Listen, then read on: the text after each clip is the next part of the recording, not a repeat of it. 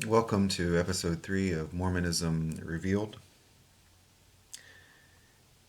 I think most Mormons would agree that the foundational experience that birthed Mormonism would be Joseph's supposed first vision.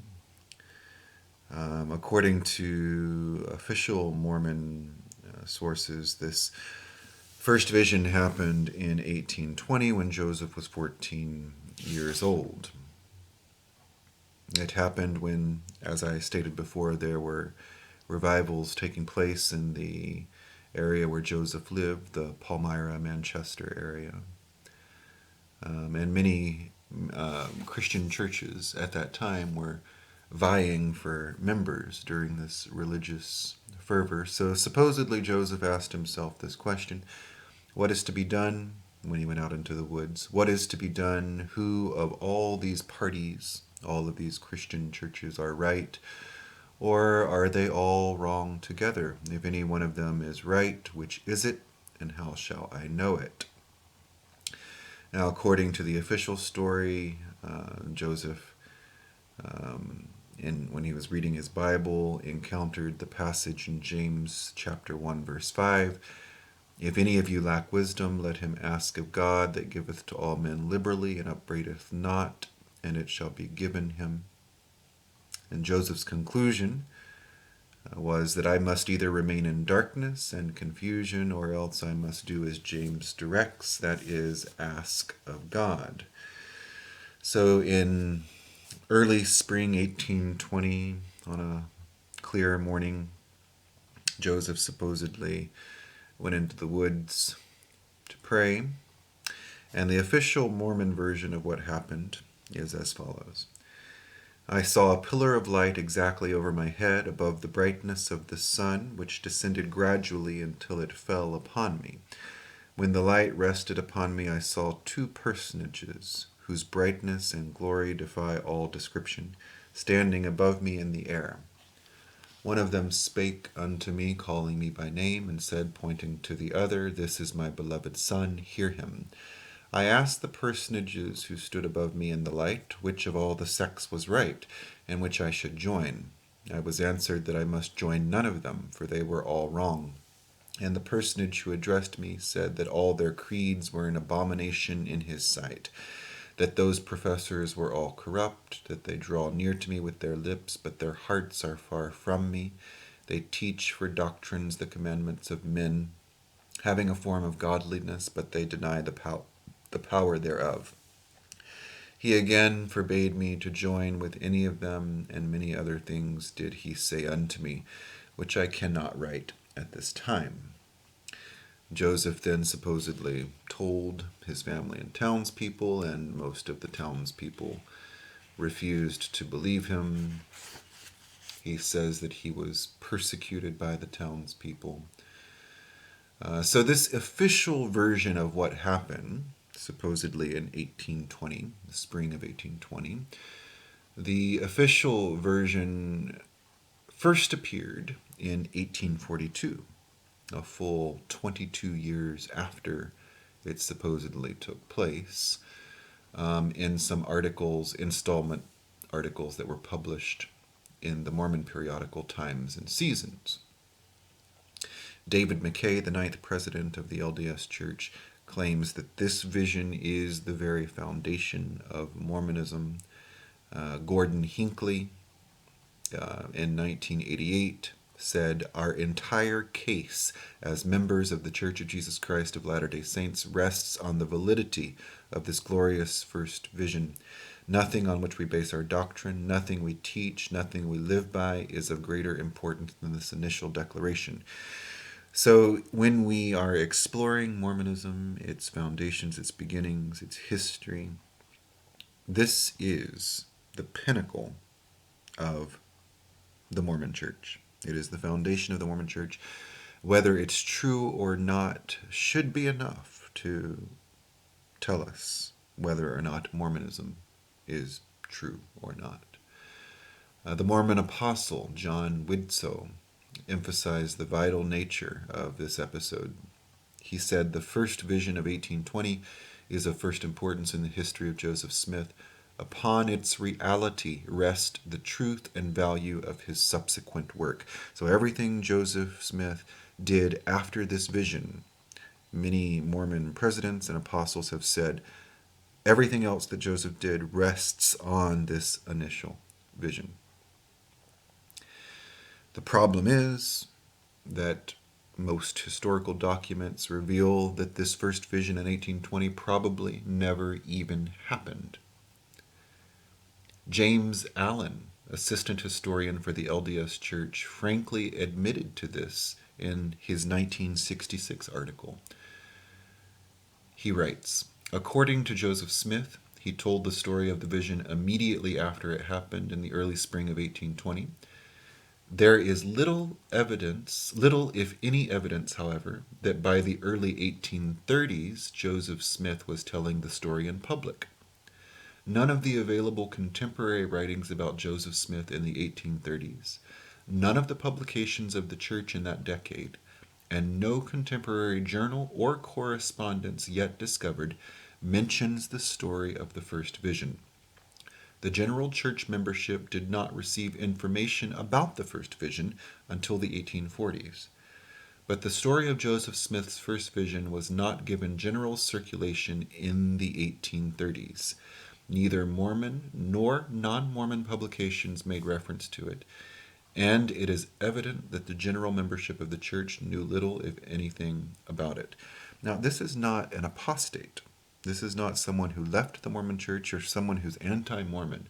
This is James B. Allen, the assistant historian for the LDS Church, frankly admitting that this 1820s revelation probably never took place and that it was never spoken of in the 1830s.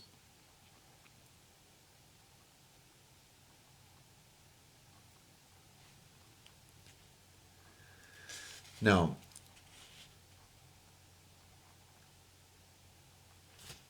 hold on just a minute. Let me find my place. There are subsequent early accounts of Smith's first vision, and they are dissimilar to Mormonism's current version of Smith's first vision. So this is very interesting. The first version written by Joseph Smith, now this was not made public, the first version of his first vision happened in 1832. This was unpublished in Joseph Smith's handwriting. Another version on November 9th, 1835, also unpublished, was written by Warren Parrish, Joseph Smith's scribe. Another version in November 14th, 1835, also unpublished, written by Joseph Scribe. Another version in September of 1840, given by Orson Pratt, a Mormon apostle. This was the first published version in September of 1840, a full 20 years after it supposedly happened. And a later version, June 1841, by Orson Hyde. This was published in 1842. Another version was given in mid-1842 in Times and Seasons and History of the Church. Another version again in mid-1842, also in Times and Seasons. Another version in July 1843 by Joseph Smith. Another version August 29th, 1843 by Joseph Smith. And a final version May 24th, 1844 by Joseph Smith. So there's a total of 10 different versions of the first vision, all with differences.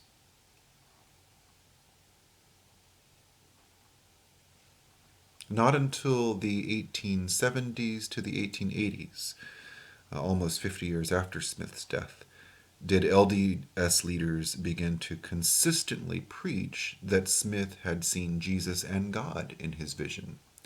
In the first version, written in 1832 by Joseph Smith, there's no date specified, there's no location specified. Joseph says that he's 16 years old. No revival is mentioned. He says that the Lord appeared to him. And then in his 1835 version, written by his scribe Warren Parrish, no date is given, but the location is given as a grove. He says that he's 14 years old. In this version, two unidentified personages and many angels appeared. So I could go through each of these versions and label the differences that appear. But just suffice it to say right now that in 10 of the different versions of this first vision, the details are different. And a version wasn't even published publicly until 1840, a full 20 years after it had happened. So I think it's safe to say that this vision never happened, due to the differences in the accounts that were given, even by Joseph Smith himself.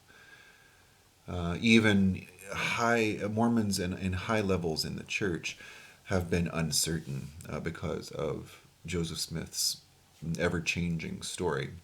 John Taylor, the third president of the LDS Church, in a letter in 1850,